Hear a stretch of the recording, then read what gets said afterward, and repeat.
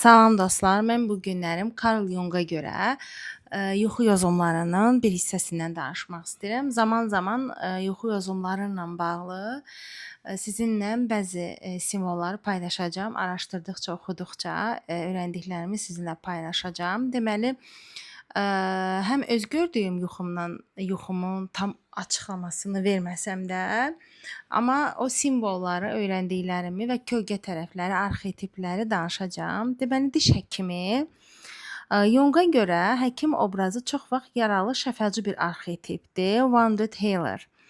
Yəni, psixikada bu obraz, həkim obrazı insanın sağalmasına kömək edən, daxili qüvvəni və həyatda ona yol göstərən şəxsi təmsil edir. Diş həkimi.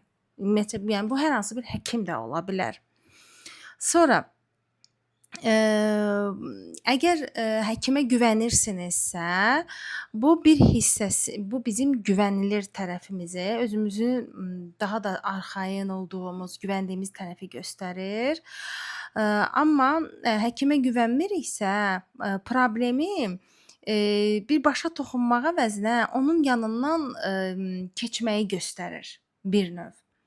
Sonra, yəni sən əsas məsələyə tam daxil ola bilmirsən əsas probleminə, daha təhlükəsiz yolu seçirsən deməkdir.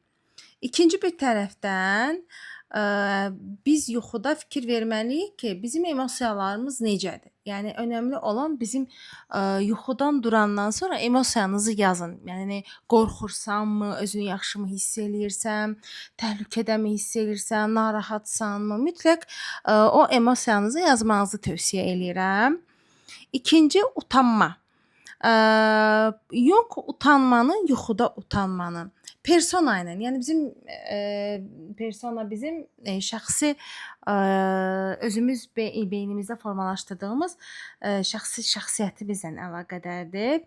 Yəni bizim personamız bizim dünyaya göstərdiyimiz bir obrazdır.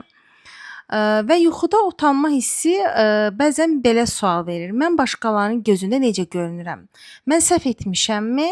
Mən xəyanət etmişəmmi? Kimi hiss etdirir.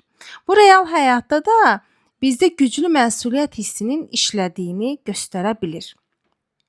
Üçüncü məsələ diş görürüksə, Jung diş simvolunu həyat enerjisi və güc, dəyişiklik, daxili transformasiya ilə əlaqələndirir. Mən baxaraq oxuyuram öz yuxumu və onu yozuram bu formada. Çünki yazıram mən yuxuları və sizə də tövsiyə edirəm ki, yuxularınızı yazasınız.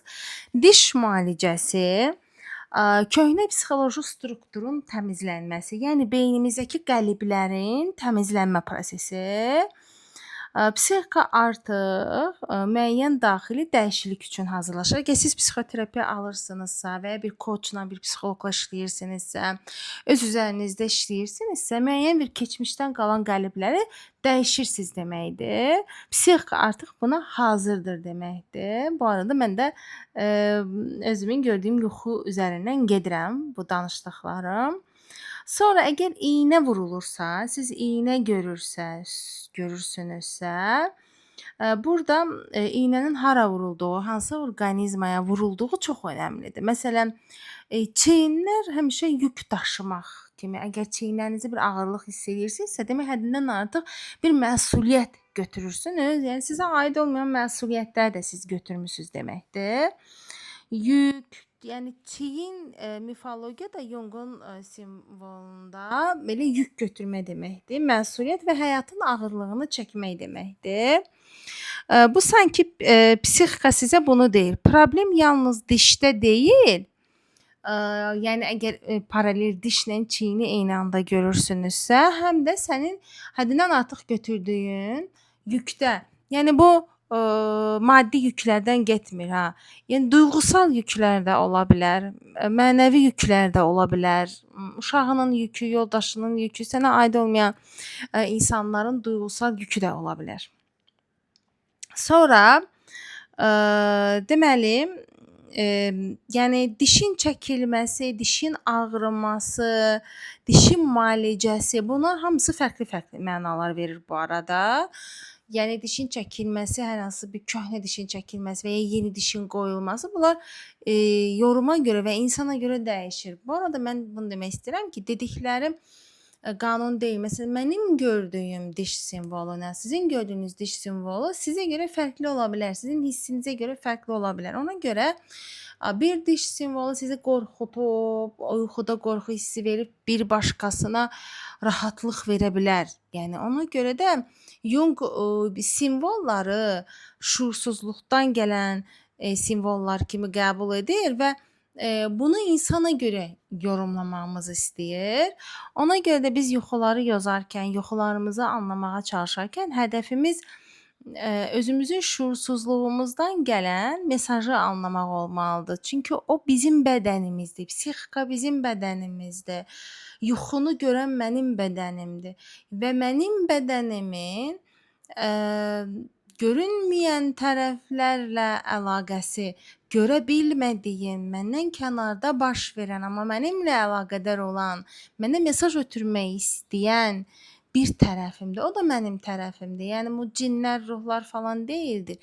Mənim də özümün görə bilmədiyim, amma mənim təkamülümdə, mənim duyğularımın mənə öyrətmək istədiyi bir şeylər var. Mən onları anlamalıyam. Sonra davam eləyirik. Köhnə ananın, babanın evi, yəni nənə evinə getmək. Misal üçün, Jung üçün ev psixikanın özüdür. Ümumiyyətcə ev gördünüzsə, ev psixikanın özüdür. Yəni bizim psixikamız dünyanı dərk edən bir aparatdır. Və ev görürüksə o bizim psixikamızdır. Hələ köhnə evdirsə bu, uşaqlıq, keçmiş, köklər, emosional mühiti təmsil edir.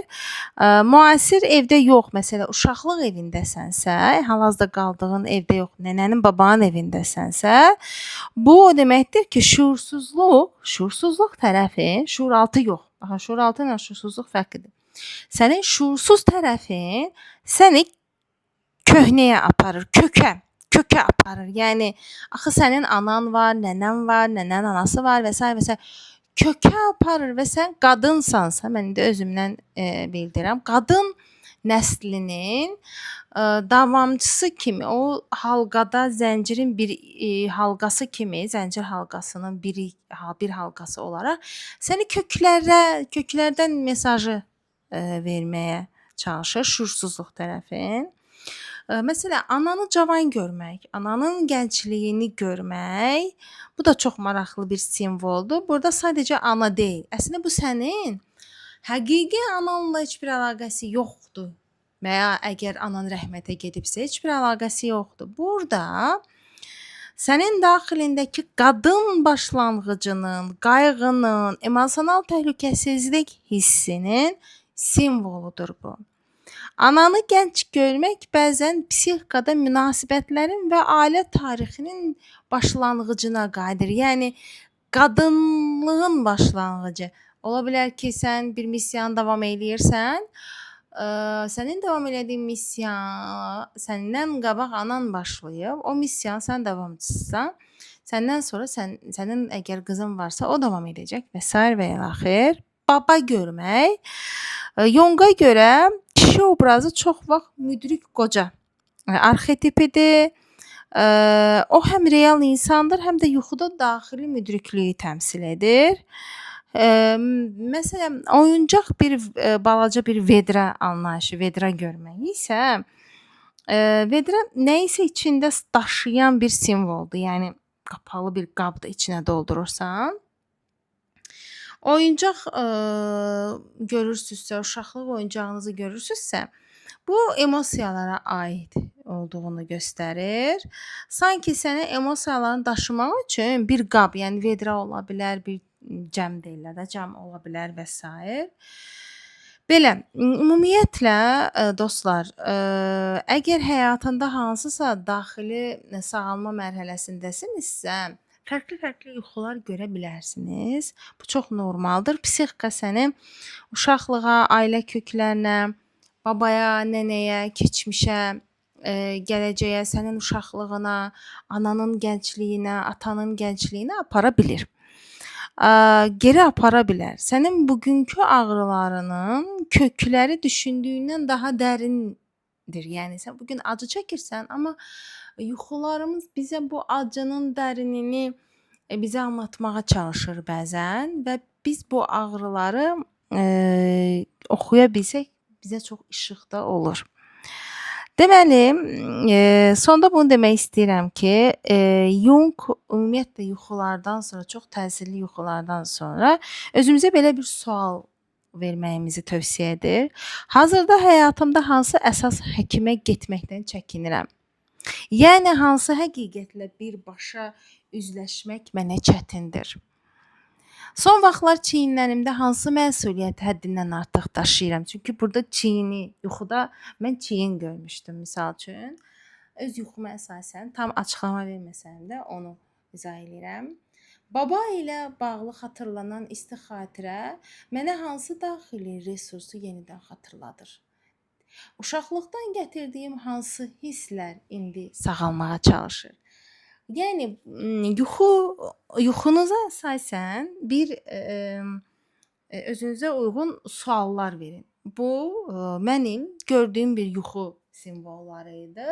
Ümumiləşdirdim bu simvollara əsasən və bu yuxunu qorxuducu olmaqdan çox əslində, yəni yuxudan ayılanda qorxu ilə bir anlam içərisində idim. Qorxuducu olmaqdan da çox şuursuzluğun köklərinizə qaytarmaq istədiyi bir mesaj olaraq görə bilərsiniz. Yükün hardan başlandığını, harda olduğunu və bu yuxunu sənə hansı mesajı verdiyini özün özündə analiz edə bilərsən. Bunun üçün yuxularınızı yazmağınızı tövsiyə edirəm. Bu videomu paylaşmağı və mənə dəstək olmağı unutmayın. Nə qədər dəstək olsanız, bir o qədər motivasiyam çox olub, daha çox da video çəkəcəm. Özünüzə yaxşı baxın.